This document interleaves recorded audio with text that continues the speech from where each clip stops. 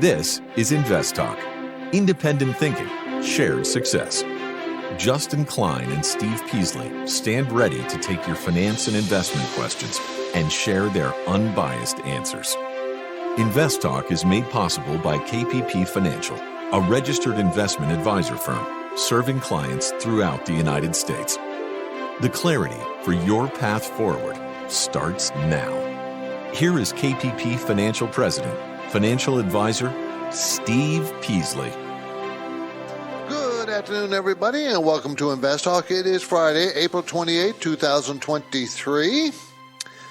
And, the stock market has behaved pretty well this week. This month has actually been a pretty decent month. I think it's, surprising. But, it only has happened in the last few days. But earnings have been pretty impressive for the first quarter. So we have kind of a mixed signal going on for us as to what the economy is doing. But I think that's going to continue because Federal Reserve is going to be raising rates. Just not a lot, but I think people are coming to the conclusion that maybe they're getting close to the end of the rate raising activity. And therefore, maybe the market and the economy is not that bad. I think we're going to have to take a wait and see. We're just going to have, because things change. Things change pretty fast. I'm going to go over some of the numbers been reported this week just to give you an idea. But the business cycle, the economic cycle, and the stock market cycle, we're in a down phase for the stock market cycle. And usually the stock market's down phase is predictive of a down cycle economy phase, which we haven't seen yet. It hasn't really happened yet. I will say this, economy has definitely slowed down because we had first quarter GDP numbers reported, and it certainly, and I'll go over it later, but certainly did tell us it did slow down.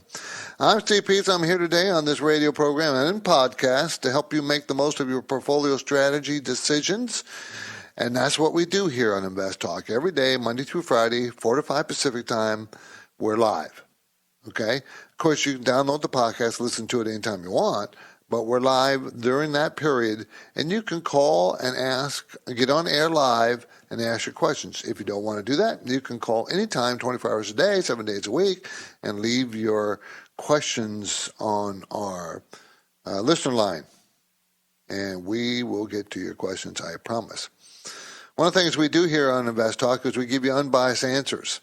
We give you answers, but we don't have a point of view that we need to push or we're trying to sell. We don't have that. We want to provide you with the best information we can, and it's difficult because in the format we have to give you quick answers, and we do have a bunch of data and economic information in front of us on our screens, but we can't do very much in-depth research. We can't, not on the air. So just realize that. You have to do some of your own homework. We'll give you the basic information and what we think, but we don't have any hidden agendas. We don't have anything we're trying to push. Okay? And today's environment, investing environment, is very different from the past, 2-3 decades. Because we're dealing with rising interest rates instead of falling interest rates. Did you notice that last month the interest rates fell and housing improved dramatically? Now they're moving back up, and I'm sure that's going to slow it back down. So we can learn a lot from each other, and you can provide me with information. It's okay. I love the information my listeners had, so don't hesitate to give me information that you want to share. I'm okay with that. I like it. So, but most of the time you call and you ask about a stock, and we answer the questions about that stock. But you can ask about 401ks, investing in general, strategies, anything financial we'll talk about. Insurance. I have a pretty decent background in insurance. So we'll talk about any of those things. Okay? My focus point today is going to be about how to make the decision whether to rent or buy a house. In the current real estate market, a typical renter pays about 40% less per month than a first-time home buyer. So, should you rent or buy? I can tell you what my opinion is, because I like investing Renting, to me, you're just throwing away a lot of money. But if you buy, at least you're buying an asset. Okay, that might, if you buy it right and buy a good location, will increase in value. I like that a lot. Time permitting, I'm also going to talk about some economic numbers that came out this week. Durable goods was important. I always like the durable goods report. New home sales, GDP core Q1, the PCE core inflation rate. Talk about that. Now, I can give you other inflation numbers, but the PCE core is what the Fed looks at pretty closely. So we'll go over those numbers. Also, could the bond market be giving us a wrong signal about the economy? Usually when interest rates rise and the bond market starts to deteriorate, which we've seen all last year and part of this year, that means the economy is going down the tubes in some way, shape, or form. We haven't seen that, though. And Charlie Munger says, despite the S&P falling 19% in 2022, stocks are not cheap, and that's why Berkshire Hathaway. Remember, Charlie Munger is Warren Buffett's partner. That's why Berkshire Hathaway is sitting on $85 billion. They're not investing. They don't think it's cheap enough, even though the S&P fell down 20%. Wow. So we'll talk about each one of those things. But first, let's go ahead and go to our first caller on InvestTalk. Hi, Steve, Justin, Dave from Ohio. Hey, just get your opinion on U.S. Bancorp, USB. It's $50 billion market cap, pays almost a 6% dividend. Is this a good time to get in with all the stuff going on with the banks and so forth? Be waiting for your answer. Thank you. Okay, I like big banks, everybody, because of safety. But, we've had a couple of big banks go under, so it's not the safest thing in the world. But I do like big banks. This is a holding company for a U.S. bank operating through 2,230 branches in the Midwest and Western states. Okay, it's going to redeem about 3%. Of its notes outstanding. They're going to make money. They've made money for many years. They're going to make $4.84 a share. That's the estimate for next year. This year, $4.66, which is up 7% from last year. And it's a $34 stock, so it's sub 10 PE. It's right around 7-ish on their P&S. They're low of the 5-year range. Return on equity is 13%. They have debt, like most banks have debt, but their debt is not as high as other banks. Mutual funds are buying this bank, and the first quarter of this year, sales were up 63%. Pay a 5.6% dividend, and of course they got beat up with the banking crisis. I don't know if we're done with the banking issues. I don't think we are, and there's a lot of volume in this bank when it was falling. So it was falling on higher and higher trading volume of the stock. And that always worries me a little bit. I think that it might have hit a bottom here. You might want to wait a little bit longer to make sure. It's going to go, it already went ex-dividend on March 30th, so you're not going to get a dividend anytime real soon. It's a good, solid bank, everybody. It really is a good, solid bank. I'm just very cautious about banks right now. Very, very cautious. And I think you should be too. Okay? 888-99-CHART. We're going to a quick break. Please remember that you can call anytime and leave your questions on InvestTalk Voice Bank, or if you're listening live via live stream or on AM 1220 radio in the Bay Area, you can call right now. 888-99-CHART.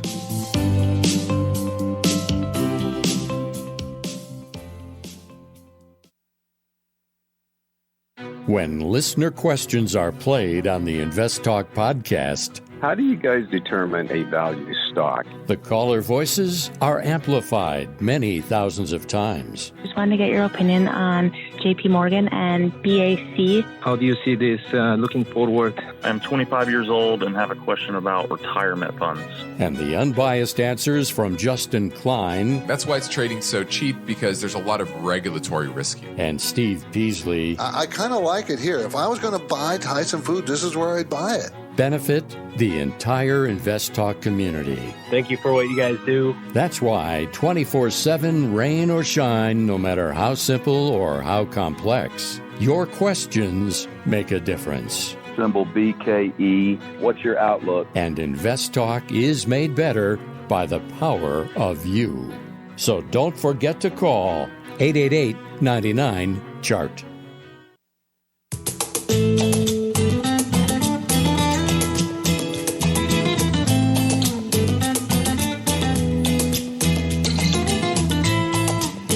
Steve Peasley is here and ready to take your calls live. InvestTalk, 888-99-CHART.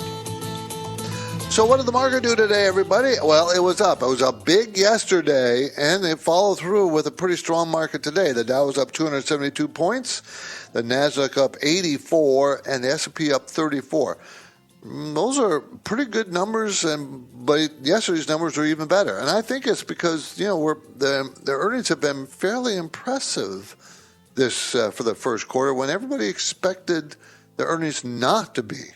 Okay, everybody expecting, all the experts, including myself, earnings recession, meaning this would be the second quarter in a row that earnings would be less than they were before, and that's now in doubt. Maybe that's not going to happen.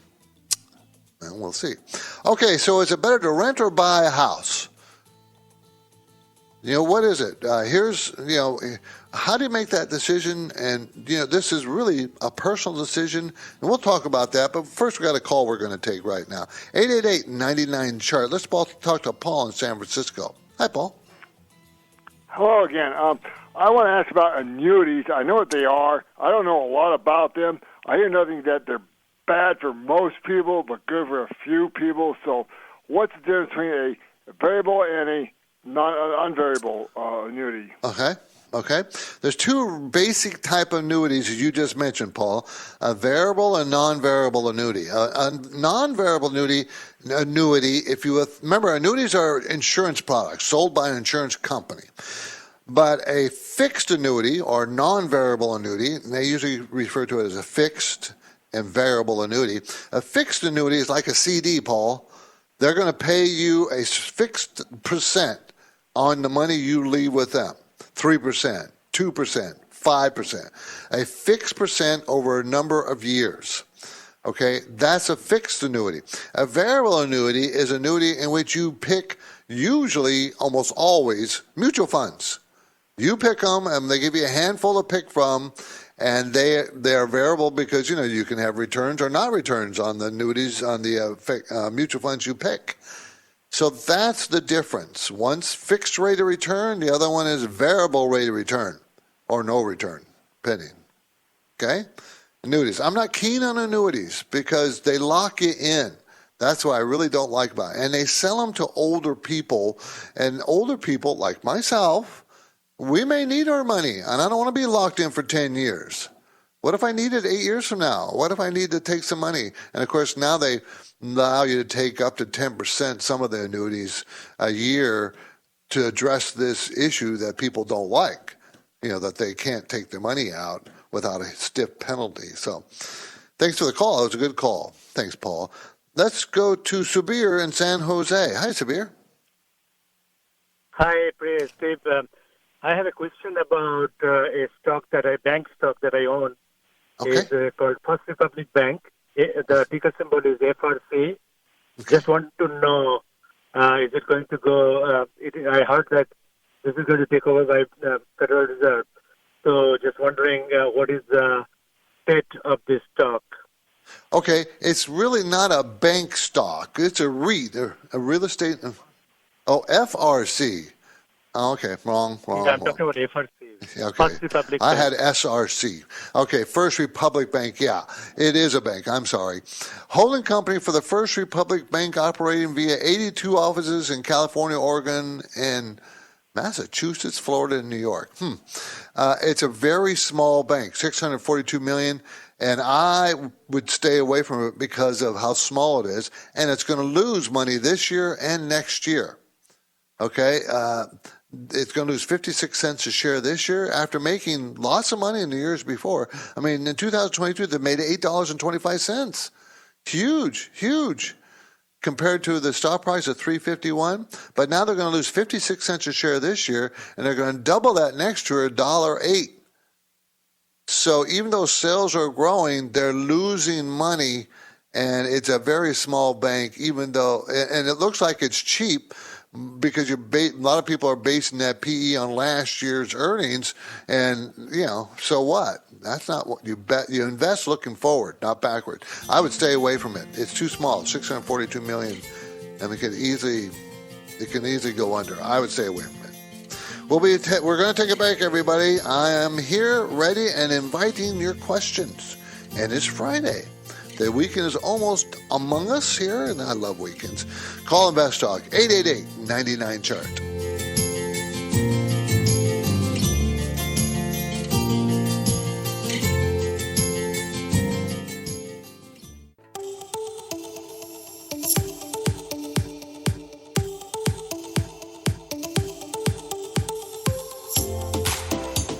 Justin Klein and Steve Peasley are ready to take on your finance and investment questions. Call InvestTalk, 888-99-CHART. So again, is it wiser to rent or buy where you live? Do you rent your properties or do you buy it? What's smarter? What's a better use of your money? Well, of course, from the top of my head, I'm going to tell you to buy because I want you to build assets, and you certainly can't build an asset to rent. But buying, it costs you about 41% on average higher per month than being a first-time home buyer. Remember, you got interest rates you got to pay. You got to pay property tax. You got to pay home insurance, homeowners insurance, stuff that costs and that you don't necessarily have to pay for when you rent. So it's always a difficult decision because it's going to take more of your disposable income. Now, there are some rule of thumbs when you're buying a property. You shouldn't spend between more than 30 to 40, maybe 42, 43% of your monthly income on your mortgage and property insurance, property taxes. 35 to 40 or so percent of your monthly income in mortgage and property tax. Okay, if it gets above that, you're probably buying too much of a house. You're going to have constant struggle. It's already difficult, constant struggle. So it depends. And there are markets around the country where it's wise to buy because of the cheapness or inexpensiveness of the property, and you get a better return on your dollar. And then there's other places that have a much higher appreciation rate, like here in Southern California, and then parts of the Northeast, Florida, Arizona.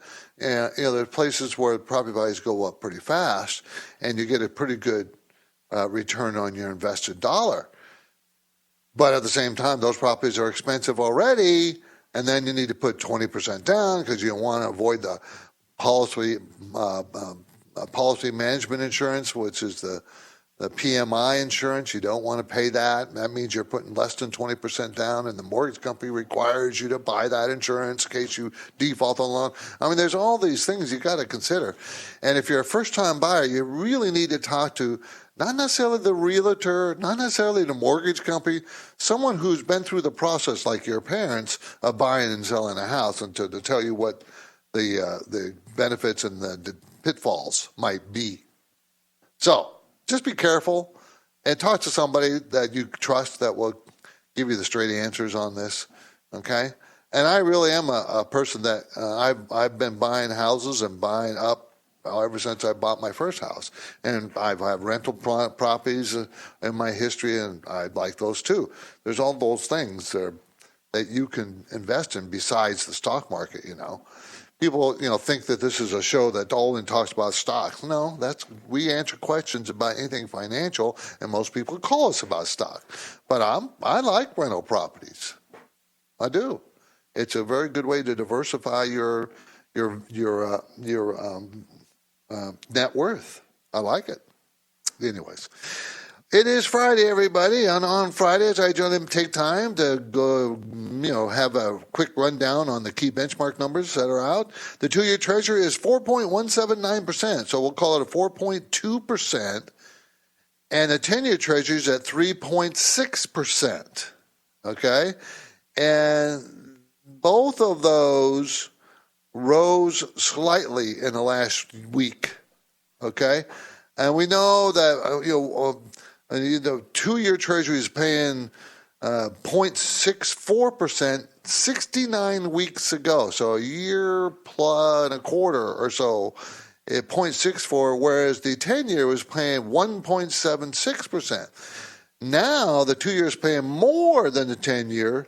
That's an inverted yield curve. And in history, that's always resulted in a recession. The problem you have, and I've mentioned this many times, as soon as it did invert, I mentioned it, that we just don't, it's true that a recession is coming when you have an inverted yield curve, but you don't know when. It doesn't say, within 3 months, within a month, within a year. The longest it's ever taken is 3 years. And we've had an inverted yield curve for quite some time, year and a half. So when is it going to happen? I can't tell you, but it always has happened in history. Okay, gold, $1,983 per ounce. $1,983. It was $1,995 a week ago, and a year ago it was like $1,911. Okay. And so it's gone up, but it was pretty much flat all last year. Pretty much flat. A weak dollar drives it, inflation drives it, and wars drive it. Gold prices up. And we didn't see any evidence of that, really. Okay, oil, $82.23 a barrel. It was about a year ago, about $113 a barrel. Okay, and before that, not even long before that, was only $66 a barrel. So, 82 is not that bad, but gasoline prices have risen quite significantly here in Southern California. I'm paying, it says on average $4.90, but here in Southern California, it's over $5 everywhere. You can't get $4.90 a gallon here. Just not happening.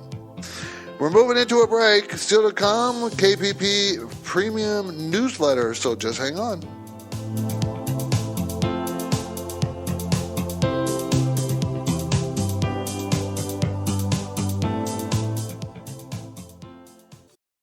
For the ones finding new ways to ensure the job always gets done.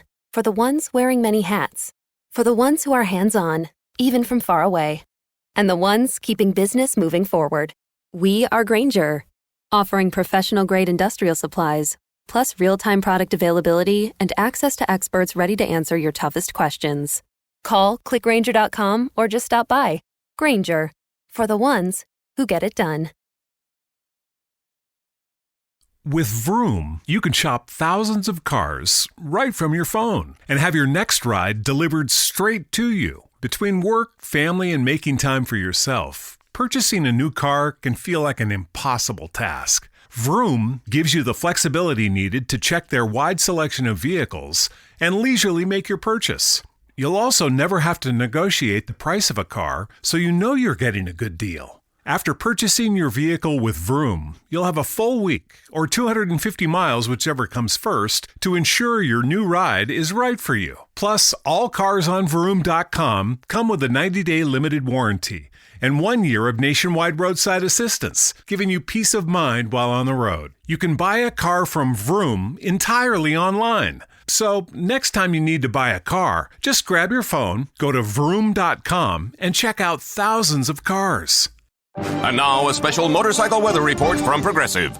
And today, expect mostly sunny conditions with a high on life that can only come from cruising down the road on two wheels. Kids will wave, dogs will bark, and cyclists in padded shorts will instantly regret their chosen mode of transportation. Whereas you, on the other hand, will look super duper cool. Back to you in the studio. This has been a special motorcycle weather report from Progressive, where every day's a beautiful day to ride with coverage from America's #1 motorcycle insurer. Get a quote today and see what you could save. Progressive Casualty Insurance Company and Affiliates.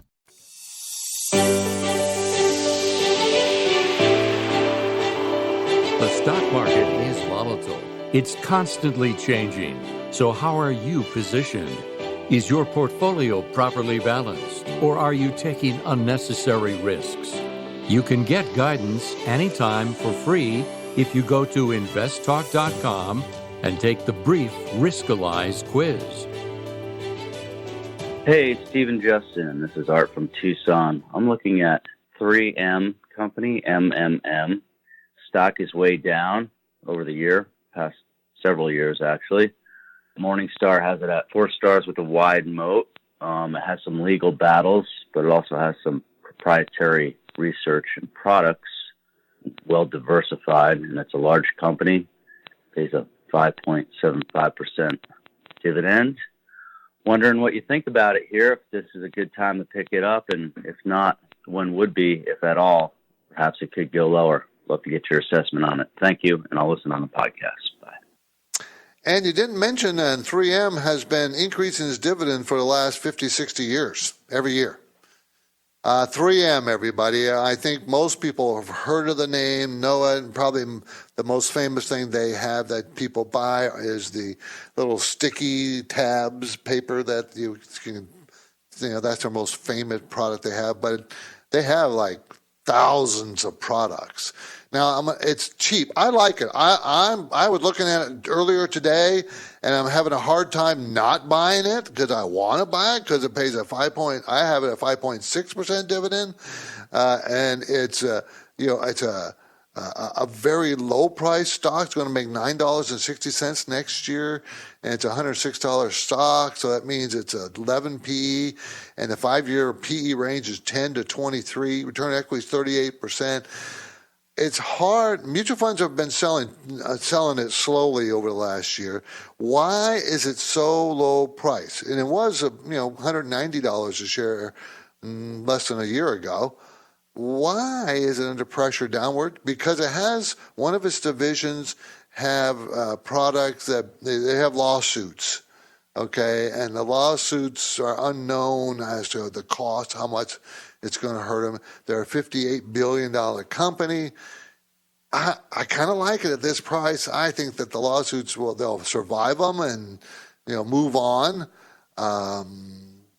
But that's the fear. I think that's what's driving them downward. And so you need to really look into those lawsuits and whether or not how impactful on their business. And that's what I was trying to do today. But I do like 3M, and I think this is a good place to buy it. I mean, you don't get it this cheap very often, paying 5.6%. Remember, their dividend has gone up every year for 50-plus years. Up. The percentage of dividends gone up. And now here you're getting 5.6% at this price. So next year the dividend goes up. If the dividend goes up the next 10 years, like it had the last 50 years, you're going to make all your money back just by the dividend in, 11, 12 years? Just for the dividend. Okay, just sitting back on the dividend. What if it goes from 100 back up to 200? Now, you've made 100% of your money plus the dividend. So your worry is the lawsuits. But, that's cost of doing business, isn't it? The KPP Premium Newsletter was finished today, and it will be distributed to subscribers tomorrow morning. So here's a little preview. The first section is called the Market Conditions sections, and we explained that bolstered by surprisingly upbeat tech earnings, U.S. equities on Thursday broadly rose about 2%. And, of course, they were up another 1% today, as measured by the S&P 500. This widespread rally marked the second best day for U.S. stocks in 2023 and the best day since early January. Leading the charge were the blue chips like Apple, Amazon, Meta. The biggest tech winner rose 14% for the day. After Thursday's large gains, the S&P is now slightly positive for the month. Up for the month. Regarding economic output, the economy is showing further signs of slowing. New data showed that the annualized GDP growth rate for the first quarter of the year came in at 1.1%, nearly half the expectation. They expected it to be 2% growth. It's 1%. Now, while the negative GDP surprise put pressure on the bond markets, the labor market showed some strength as a number of seekers of new unemployment benefits fell after several consecutive weeks of increases. The economy is looking pretty resilient right now. Wage growth also ticked up slightly as employers spent roughly 1.2% more on employee salaries and benefits in quarter one for this year than they did in quarter four for last year. In the wake of the regional banking crisis, signs of slowing economic output, and with tightening credit markets, it appears now that a mild recession is likely in the near future. Mild. And we expect heightened choppiness with the potential for more downside for the stock market. And I've told you, and I will repeat it again, I've said it many times, going back probably 4 or 5 months now, that I think the market is going to have struggle for the first half through the first 2/3 of this year, and it'll probably start to look better by the end of the fourth quarter this year. The fourth quarter of this year probably look pretty decent. I don't know that. My crystal ball is as fuzzy as your crystal ball. No one can predict the market. It's just my best guesstimate based on my experience dealing with the market for so many decades, because I'm getting old. Been around a long time. And of course, there's a lot more detail in the newsletter for you. In the stock ideas section, we highlighted a global power leader that designs, manufactures, sells diesel engines, generators, and related components. The company has a strong market position with a reputation for producing high-quality products and providing excellent customer service. The demand for diesel engines is expected to grow in the coming years due to the increasing need for reliable and efficient power sources, especially in emerging markets. So don't think we're not going to need oil anymore within the next 5 years, 10 years. And that's not true. Demand for oil products are going to go up. Even though, clean energy, cars, all that stuff, all those EV, electric vehicles, that's going to continue growing pretty significantly. True. So that's going to happen. But emerging markets, they're going to be using electric vehicles, but they also got to generate power. You got to charge those cars with electricity, everybody. It just doesn't happen. And so we also looked at a large railroad company in North America with a network of 32,000 miles of tracks spanning 23 states. The company's dominant market position gives it a significant advantage over its competitors, allowing it to serve the wide range of customers across multiple industries. The company has a strong balance sheet with a manageable level of debt, providing the company with the financial flexibility to pursue growth opportunities and weather economic downturns. And of course, we name names in the newsletter. You get the names of the companies and their stock symbol. So we tell you. Now, these are just recommendations. We're not telling you. These are things you need to do your own research on. We're not telling you to buy them. We're just telling you these are companies that you can, that we like, that you can do further, work to determine if you like them and whether they fit in your portfolio. They may not fit in your portfolio no matter how good they are. Let's pivot back to the InvestTalk voice bank, 888-99-CHART. I have a question about stock splits and a general idea. Is it a good idea to purchase companies that are going into the stock splits that are already on my watch list? Because as I understand, the general trend is that stocks also often spike after the split, shortly thereafter. So if I'm already interested in the stock and I've kind of been following it, looking for a good entry point, and I just want to kind of find out for some of the stocks if it's a good choice, I guess, to buy them with the intent maybe of unloading them after a bump in a stock split. maybe keeping half and then unloading the other half. All right. Thank you for your help. Okay, let's talk about stock splits for a second. When a stock splits, that means the price of the stock. Let's take 3M, for instance. We were just looking at that. They're selling for $106 a share. The company can say, we're going to do a stock split of 2-for-1, a 2-for-1 stock split. That means they're going to split the stock price to $53 in half and double the number of shares you own. 2-for-1 split. So every one share you own, you're going to have now 2. That's a stock split. It could be 3-for-1. It could be 4-for-1. It could be 1.5-to-1. You can do it any way they want. Now, since the price of the stock splits with the exact amount of, the value of the stock, there really is no intrinsic increase in value of your holdings. That's not really, nothing's changed there. Nothing has changed. You increase the number of shares you have, but you also decrease the price per share. So nothing really has changed. Now, let's talk about the reality of a stock split. A stock split is usually considered in the industry as good news. Because the company's stock has risen, and they want to maybe split it to make it more attractive for more people to buy. And generally that's considered good news, and therefore the stock generally rises. Doesn't have to rise, but it generally does. That's the, accepted result of a stock split. But it's not necessarily true. But it generally seems to be true, okay? And that's why it would go up. I would not buy a stock or sell a stock because it's going to split. To me, that's meaningless as far as your research as to whether you want to own it or not. And just because it is splitting, there's no reason to buy it.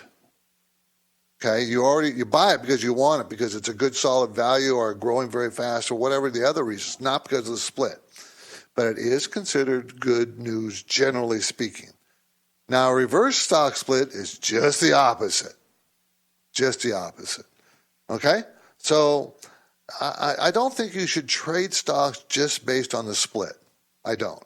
Like, well, I'm gonna wait for the split, and then I'm going to sell half because it'll be higher. It might spike on me. It may not spike on you. It may. Don't know. Okay? 888-99-CHART, 888-992-4278. Durable goods report came in at a rise for March of 3.2%. What were they expecting? They're expecting 0.5%.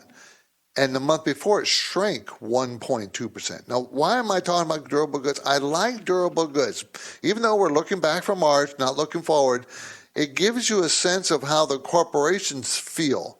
Because durable goods are those goods that are expensive and last at least 3 years before you have to replace them.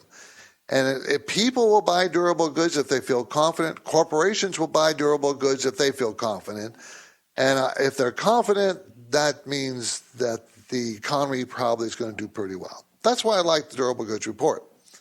New home sales rose also. 683,000 annualized new home sales. What were they expecting?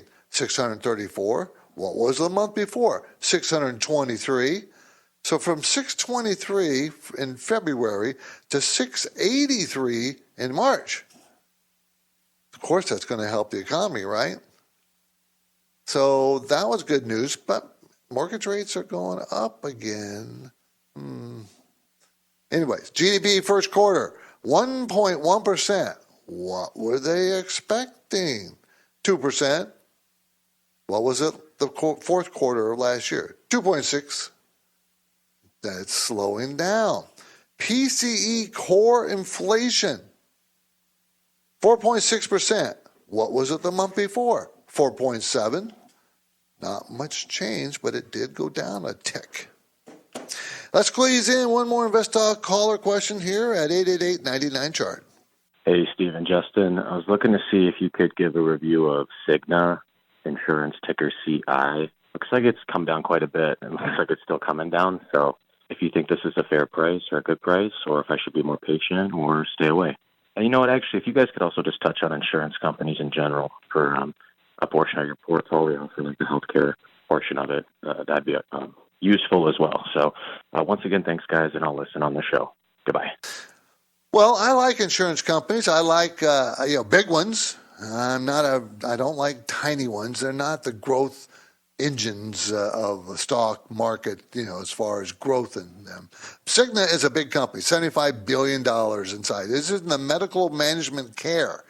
So it's an insurance company, provides management healthcare services through HMO, PPOs, POSs, and indemnity plans to over 20 million customers. Good, solid company. Sales growth is flat now, but it's big. They pay. What I don't like about it is even after it peaked and fell from about 330 down to 253, the yield is only 1.9% on the dividend yield. That's pretty low, especially for a big company like this. They have really solid numbers. Return on equity 16%. Cash flow is very heavy at $22.31 a share. They do have some debt, but that's okay. Mutual funds are buyers over the last year. Management owns 1%. It's just not exciting. And, this is a big old company. It should be paying a lot more dividends, in my opinion, instead of 1.9%. That's 2%. What the heck? That's what I don't like about it. I would wait.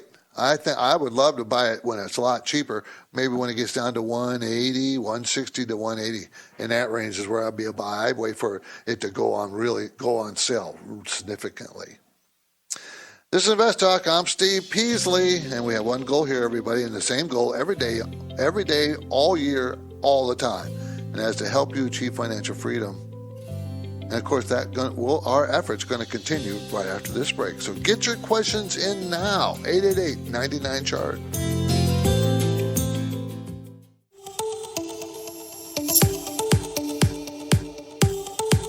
The stock market is constantly changing, and serious investors know that they need to modify their portfolio assets to fit the times.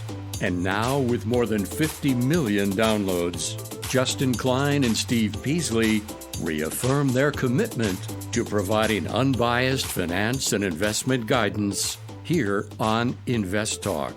888-99-CHART. Hey, I'm interested to buy some shares of this stock, BHP. Is it a good stock to buy for a long-term investment? Thank you so much. Bye. Okay, BHP, everybody, is an Australian company, mining metals ores. That's what they do. Metallurgical and energy coal, iron ore, oil, gas, manganese, those kind of things. They are making really good money right now, $6.75 for this year per share. Next year, $6.19. Sales have been going down the last couple of quarters by 16% per quarter, by the way, so pretty significantly. They're a huge company, $149 billion, and they do $14 billion a quarter the last 2 quarters. So, and it's a $59 stock. So it's sub 10 PE, but the range is 3 to 22, and this is going to be like 8 PE, so it's not super cheap. Return on equity is 44%. Dividend is 9%. Now, the dividend is not as solid as you might expect, but it's pretty solid. So I would be buying this for the dividend, and I think you need to be a little patient because it has a heck of a time getting above 70 and then falls off, and it's fallen off from 70 now down to 59. It looks like it has gone down to like the mid-40s, the high 40s, and that's where it will bounce back up. It's kind of in that range. I'd wait till it hits to the bottom of that range before I buy it. And if it doesn't hit the bottom range, I just move on. I wouldn't buy it. So wait till it gets down there to the mid-40s, and then take a look at it closer at that point. Okay? Wait for a better buying opportunity. That's all I'm saying. Even though it looks cheap, remember the PE in the past has been 3.